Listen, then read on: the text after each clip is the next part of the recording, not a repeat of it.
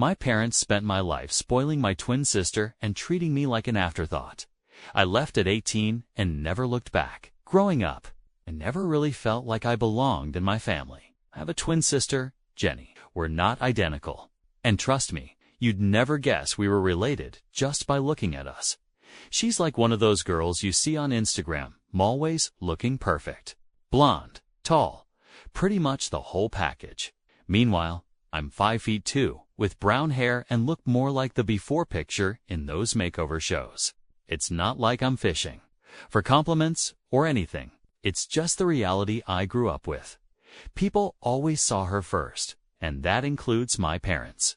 From the time we were little, it was pretty obvious who the star of the family was. Jenny was always front and center in every photo, every family video, and every memory we seemed to make. I was just there.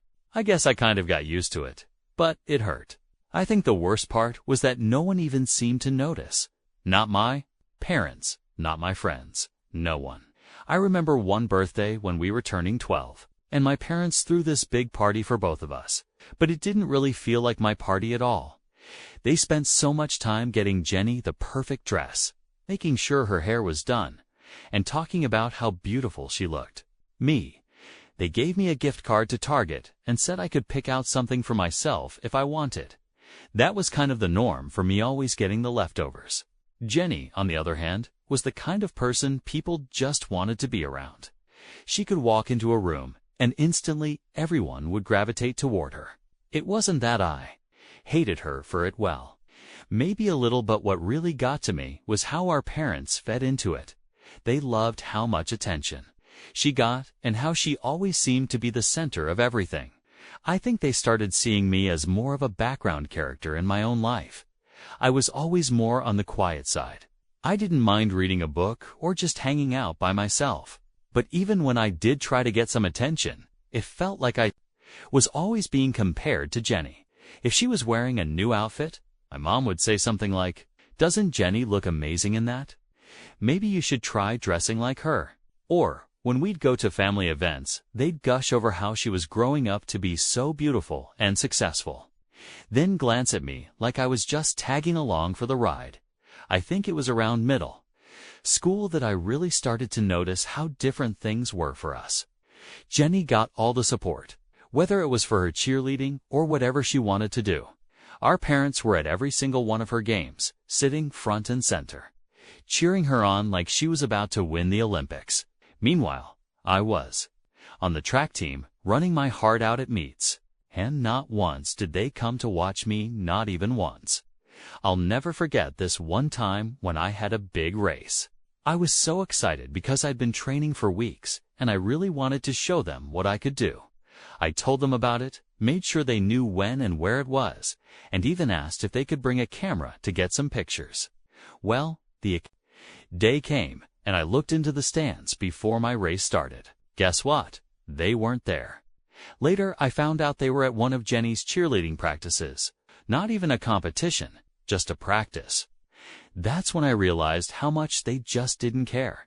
It wasn't just the attention either. The way they spent money on us made it even more obvious.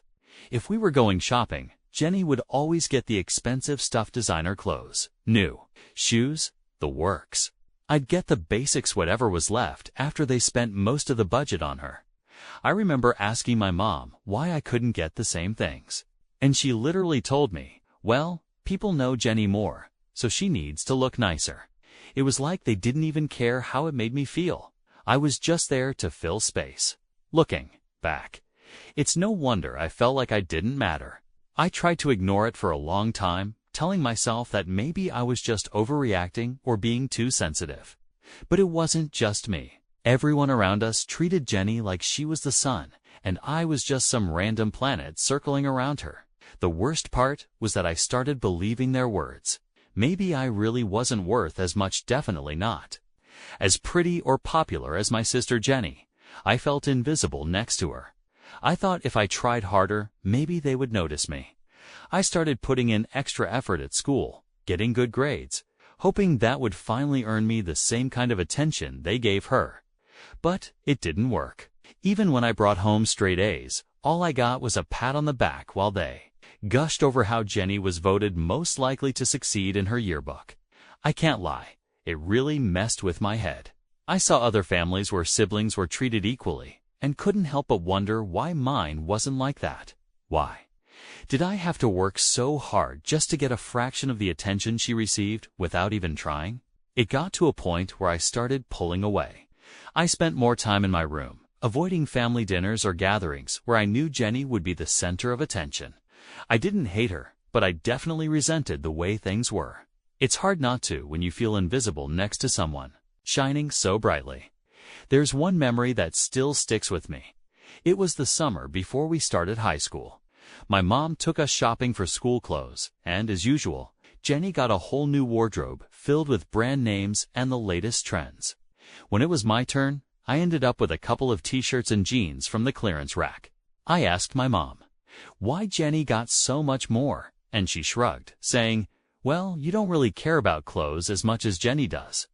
That's when I knew for sure that nothing was ever going to change. Growing up in Jenny's shadow wasn't just about her being prettier or more popular. It was about how my parents constantly showed me in a million little ways that she mattered more. No matter what I did, I was always going to be second best.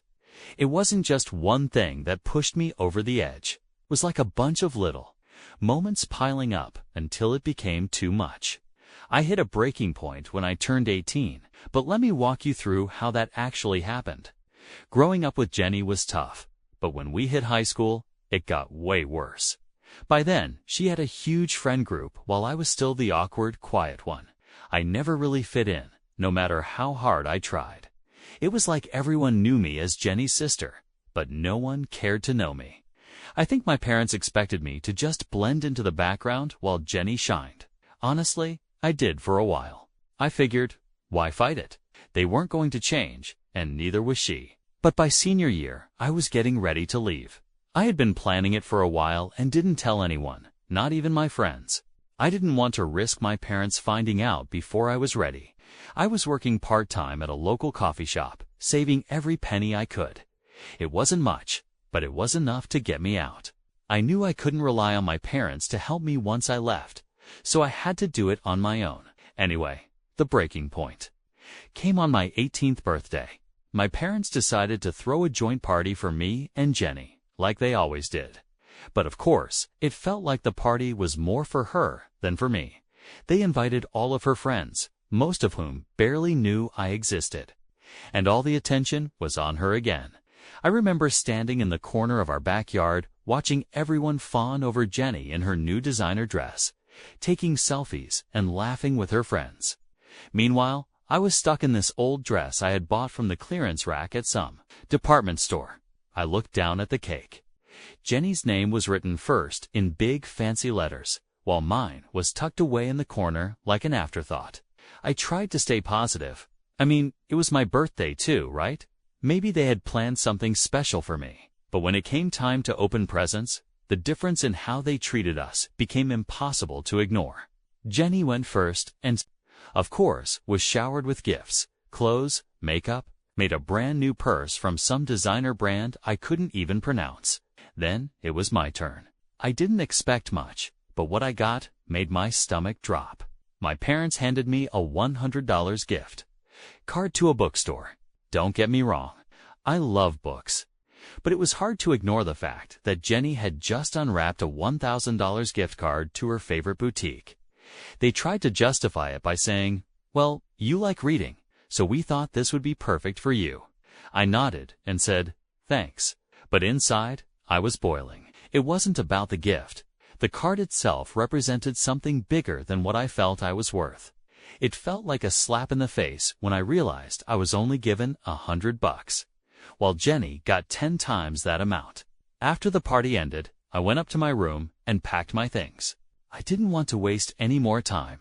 I had been saving for months, and now that I was officially 18, nothing was stopping me. I didn't tell my parents that night. I just packed everything I owned into 2 suitcases and planned to leave first thing in the morning. The next day, I woke up early, hoping to leave before anyone else got up. But of course, nothing goes according to plan. As I was heading down the stairs, my dad caught me. "Where are you going with all that?" he asked, eyeing the suitcases. I froze for a second, then took a deep breath. "I'm leaving. I can't stay here anymore." My dad's face shifted from confusion to shock. "What are you talking about? But you're 18 now. We can help you with college, with whatever you need. You don't have to do this."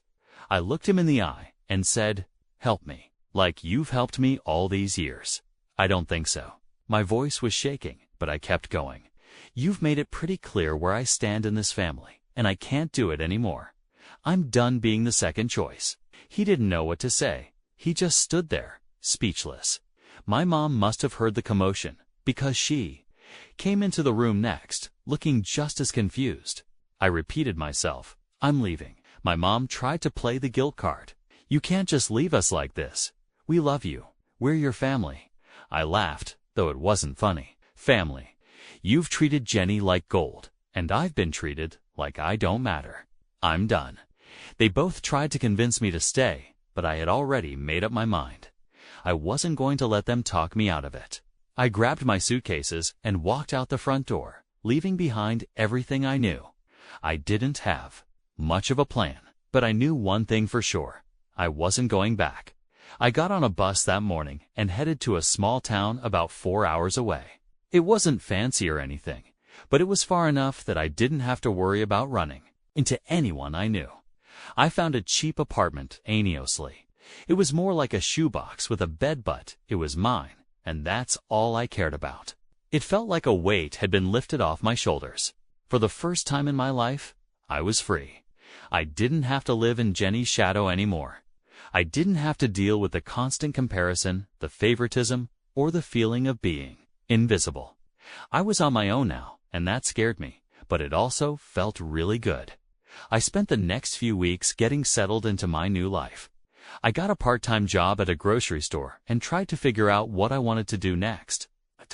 My parents kept calling and texting, but I ignored every message. I wasn't ready to talk to them. Honestly, I didn't even know if I wanted to talk to them ever again. Every day, I felt a little stronger. I was finally starting to figure out who I was away from my family and away from Jenny's shadow. It wasn't easy, but I was proud of myself for taking that step. I didn't have a lot of money, but I had peace of mind, and that was worth more than anything they could have given me. Looking back, walking out that door was the best decision I ever made. It wasn't just about leaving my parents. It was about choosing myself for the first time in my life. I didn't know what the future held, but I was ready to face it on my own terms. After I left home, there was this eerie silence that followed. I guess I expected something dramatic, like my parents showing up at my new place or bombarding me with nonstop calls. But that didn't happen. Part of me was relieved that they didn't try to drag me back. Another part, though, kind of wondered if they even really cared. The first few days after leaving were surreal. I had this tiny apartment, which was honestly just 4 walls, with a bed and a leaky faucet, but it was mine. I remember sitting there in the quiet, thinking, what now? It wasn't like I had a grand plan. I just wanted to get away. But once you've left, what's next? I spent a lot of time thinking about that, especially in the early days when it was just me in the silence. I didn't have much money, but I managed to get a job and start over. I took a part-time job at a grocery store to keep myself afloat. It wasn't glamorous, but it paid the bills and kept me busy, which I needed. Too much free time meant too much thinking, and I wasn't ready to deal with all the emotions that came with leaving my family behind. For the first few months, I blocked out every attempt my parents made to contact me. They called, texted, and even tried emailing, but I wasn't having any of it. I had blocked them on social media, changed my phone number, and even told the landlord not to give out my info if anyone came asking for me. I was serious about cutting ties, but the silence? Yeah, that part was hard. I thought it would be freeing, and in a way, it was. I didn't have to deal with being compared to Jenny every second of the day, and I could finally breathe. But at the same time, there was this lingering emptiness I didn't expect. I didn't expect to miss them, but there it was, gnawing at me. Not enough to go back, but enough to make me wonder what the hell I was supposed to do now. I spent a lot of time alone during those months, thinking about everything. It was kind of like going over the past, trying to make sense of it all. I'd sit there playing back old memories, trying to figure out where it all went wrong. Why was Jenny always the favorite? Why did I never seem to measure up, no matter what I did? One day, out of nowhere, I started seeing a therapist. I figured I might as well talk to someone. Even if I wasn't ready to talk to my family, I wasn't looking for some big breakthrough or anything. I just needed to understand why everything still hurts so much.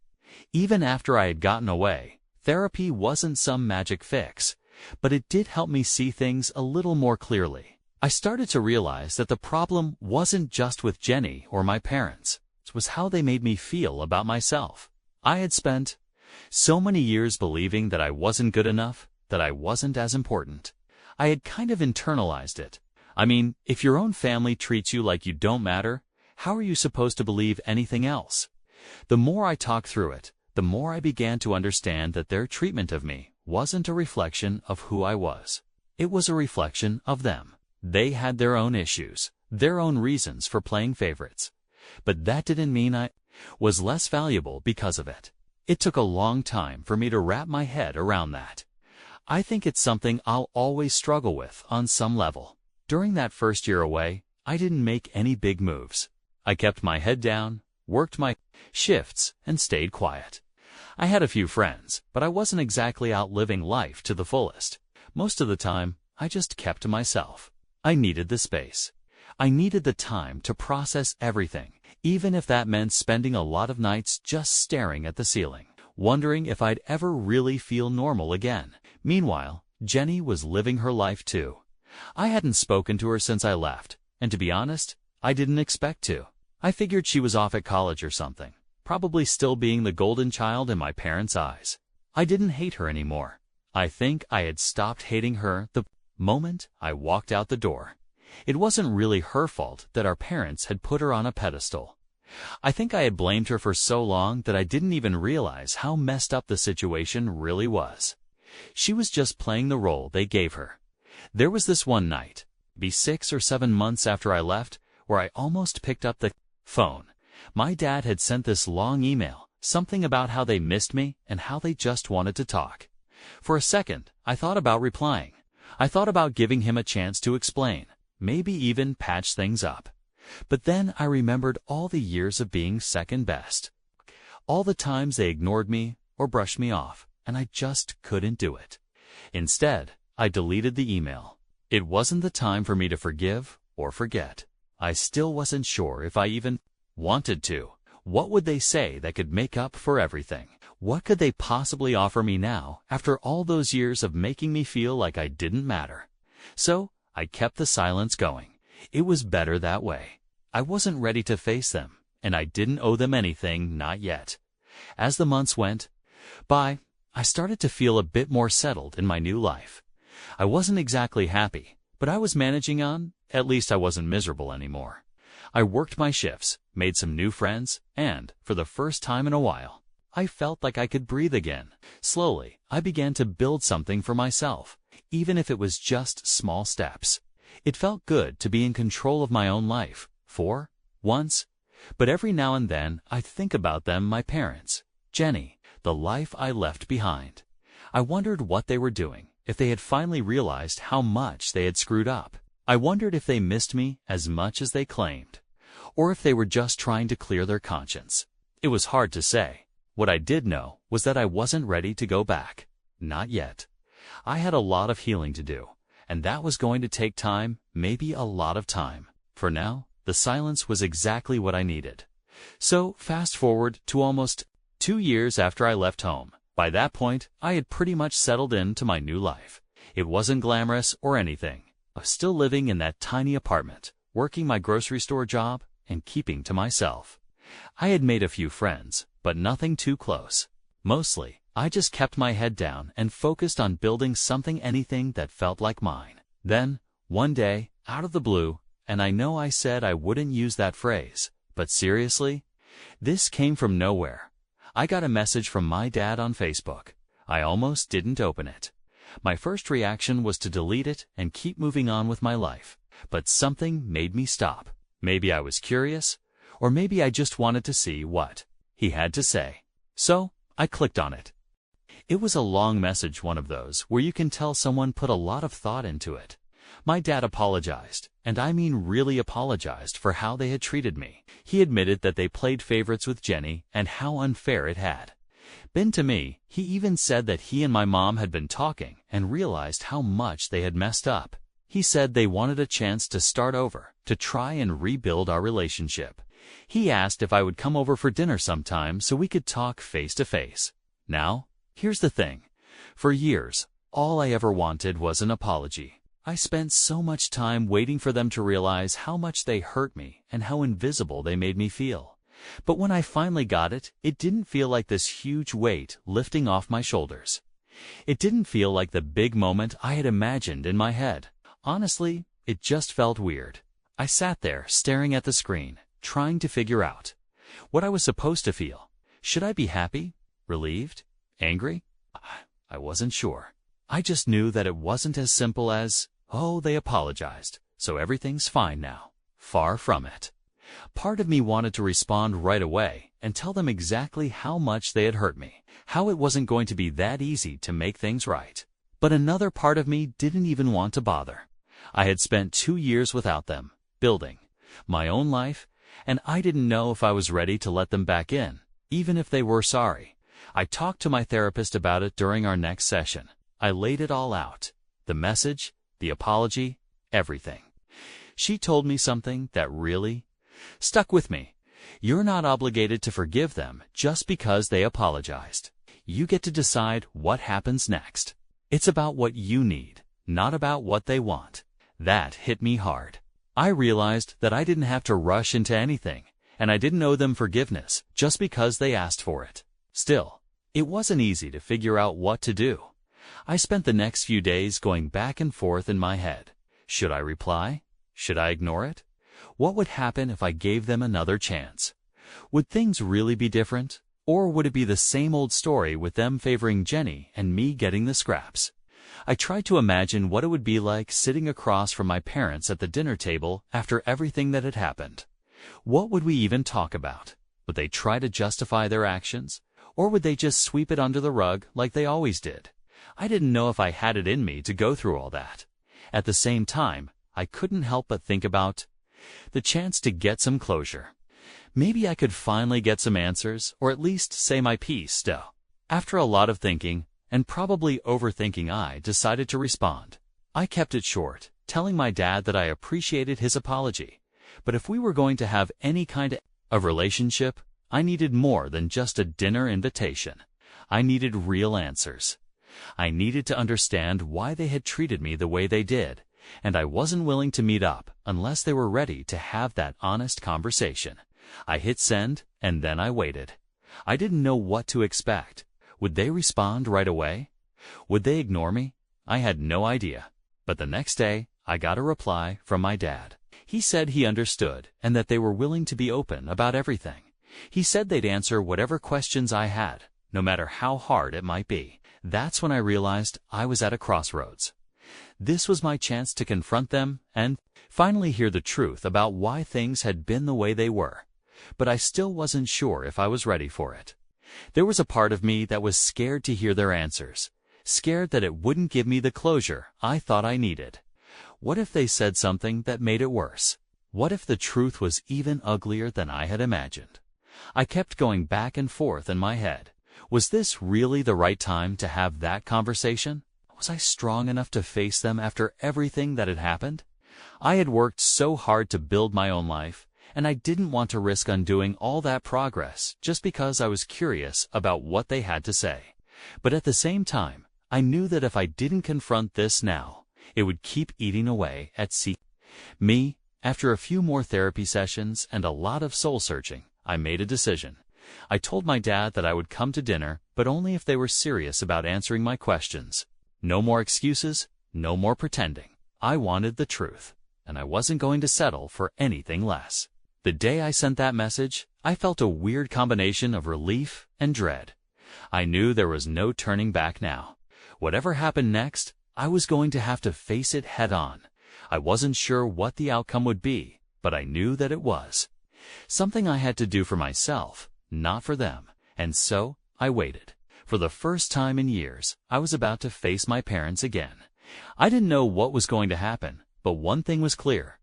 This was going to be a turning point, one way or another. After all that thinking, I finally agreed to meet my parents.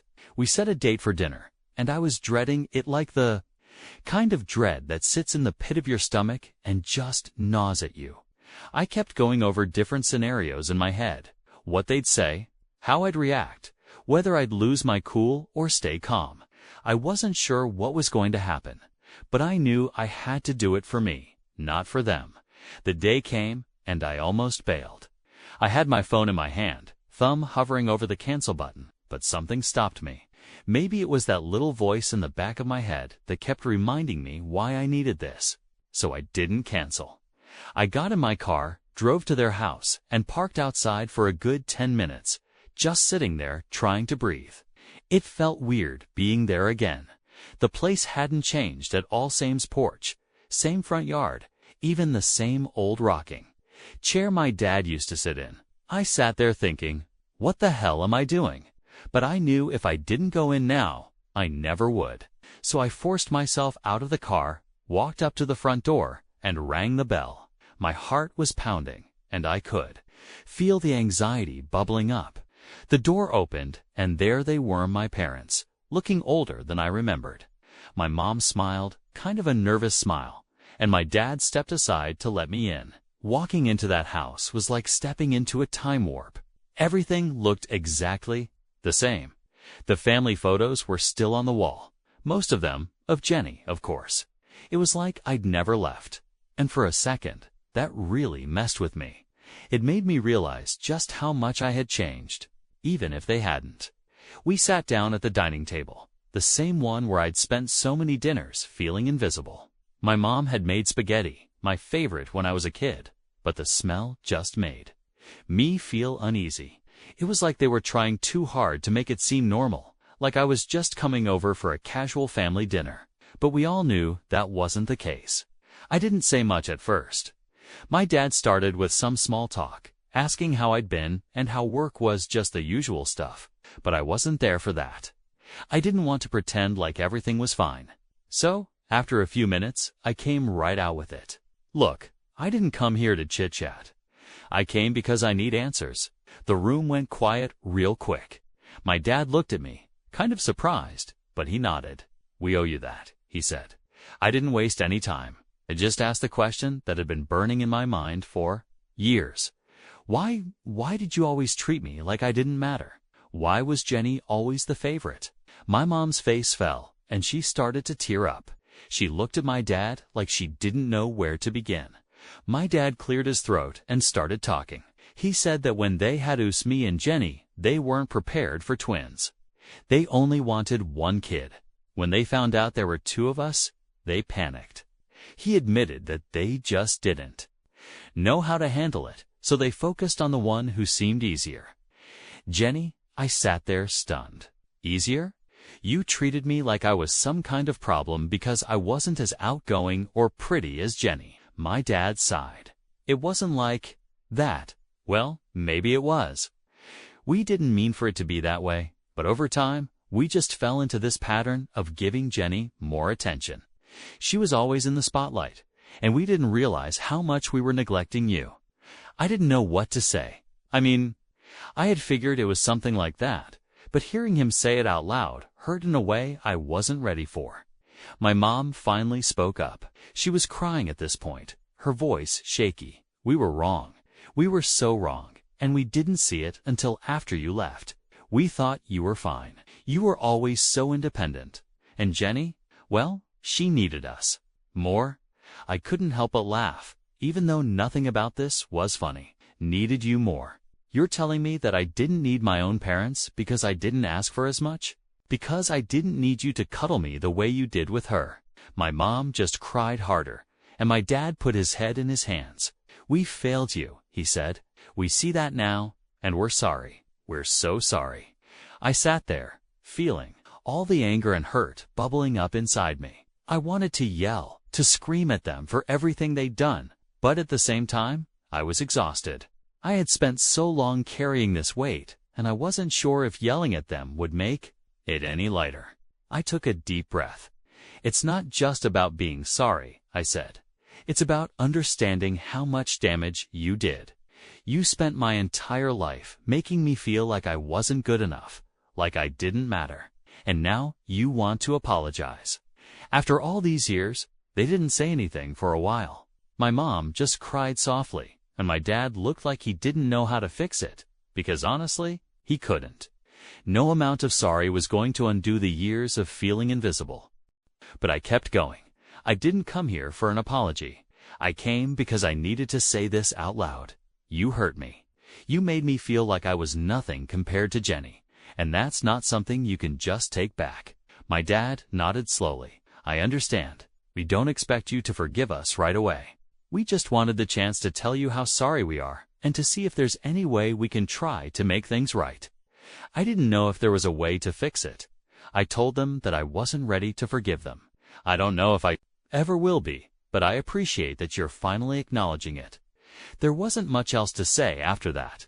We sat there in awkward silence for a while, eating our spaghetti. It wasn't some grand emotional reconciliation, and I didn't walk away feeling like everything was fixed. Far from it.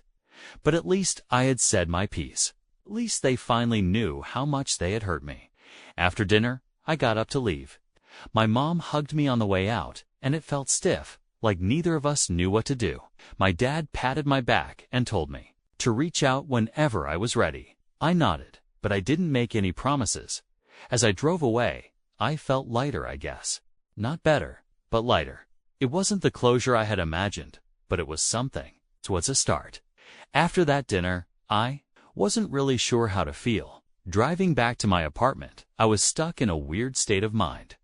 It didn't feel like a huge weight had been lifted, more like I'd just taken the first step in a long, uncomfortable journey. I didn't feel better, but I didn't feel worse either, just different. For the next few days, I replayed the conversation with my parents over and over in my head. I don't know why, but I kept trying to analyze every word and reaction. My dad's apology, my mom crying, the way they both just sat there when I told them how hurt I was. I don't know what I was expecting, but part of me thought it would feel more satisfying. After years of being ignored and feeling like I didn't matter, this was supposed to be the moment where I finally got some closure, but that didn't happen. In fact, it almost felt anticlimactic. They apologized, I got to say what I needed to say, but it didn't really change anything. It wasn't like I suddenly felt healed, or that our relationship magically fixed itself. If anything, it just confirmed what I already knew. There was a lot of damage, and it wasn't going to be easy to undo. I kept thinking about what my therapist had said about how I didn't owe them forgiveness just because they said they were sorry. I tried to remind myself of that every time I felt guilty for not being ready to forgive them. They wanted to fix things, sure, but that didn't mean I had to be ready for that right now.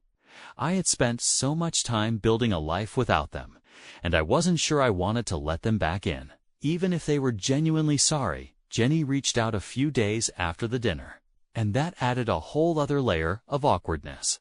She sent me a long text saying she had heard about the dinner and hoped we could talk sometime. I didn't know how to respond to that. I mean, she was part of the reason I left in the first place, even if she wasn't fully aware of it at the time. It was hard to separate the person she was from the way our parents had treated us. I didn't reply right away. Honestly, I wasn't sure if I wanted to. It felt like opening another can of worms when I hadn't even finished dealing with the first one. But a part of me knew I'd have to face that too, sooner or later. For now, I'm just taking it day by day. I haven't made any big decisions. Yet, I haven't decided if I'm ready to let my parents fully back into my life, or if I even want to have a relationship with Jenny right now. I'm just trying to process everything to figure out where I stand and what I need. It's strange. I thought getting the apology would feel like the end of something, but instead, it feels more like the beginning of something else, something that's going to take a lot of time to figure out. And that's okay. I've realized that there's no rush.